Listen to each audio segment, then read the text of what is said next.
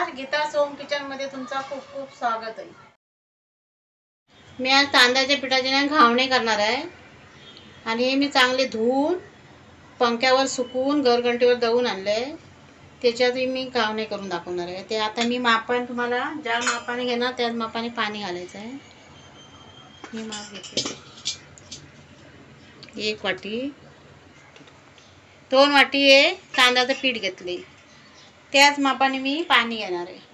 2 वाटी, 2 वाटीने 4 वाटी, एका वाटीला 2 वाटी पाणी, परफेक्ट अगदी आहे माप।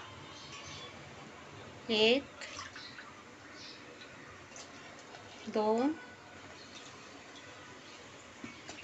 3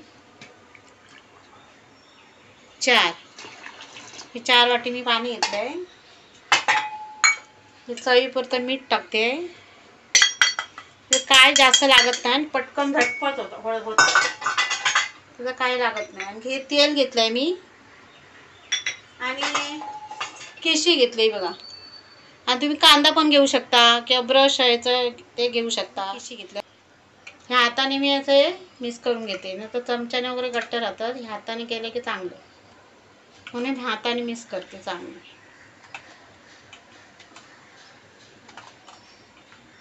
काय जास्त लागत नाही, पटकन आणि झटपट असे होतात। कोण पाहुणे येईल तरी पटकन असं करू शकता आपण। तांदूळ उंबळत घाला, मिक्सर लावा, त्याच्यापेक्षा हे पटकन होतं। आता पीठ हे मिक्स झालंय, विडा ठेवलाय। आता विडा पण आता गरम झालाय।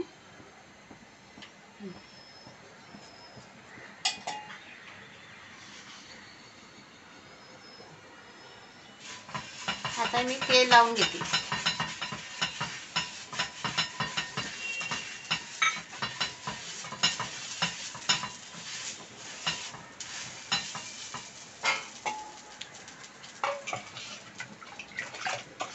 हे यांना प्रत्येक टायमात असं मी ढवळून घ्यायचं, नाही तर खाली बसतं पीठ। असं ढवळून घेतलं, प्रत्येक वेळी असं घ्यायचं। आता मी असं ढवळून घेतलंय, आता घावणं घालते।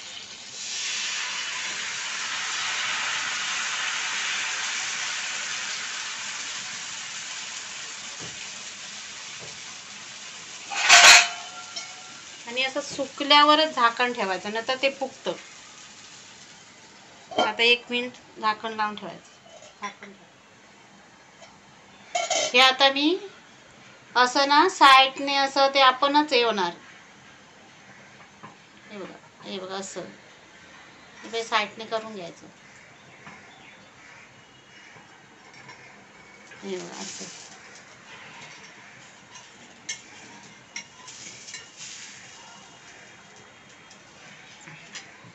साईडने बरोबर निघालं की असं पलटी करायचं। तुम्ही पलटी करू शकता, नाही केलंच तरी चालेल, मी पलटी करते।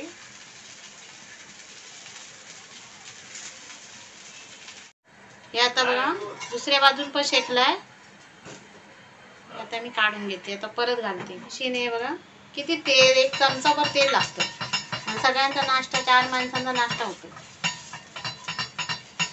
जास्त लागत नाही। तेल कमी आणि खायला पण चांगले लुसलुशीत, अशी लुसलुशीत होता मस्त आणि झटपट।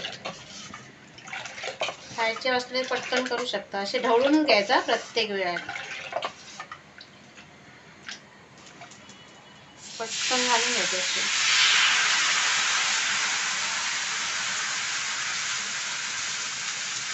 हे तेल असं पाणी सुकलं ना तरच झाकण ठेवायचं, कारण नंतर फुगतात ते। कडा सुटली नाही,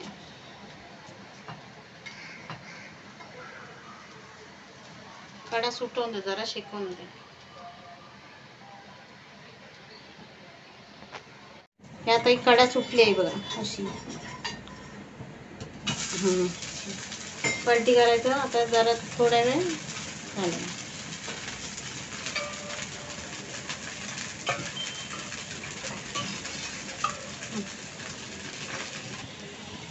झाला घावना। असं काढून घ्यायचं।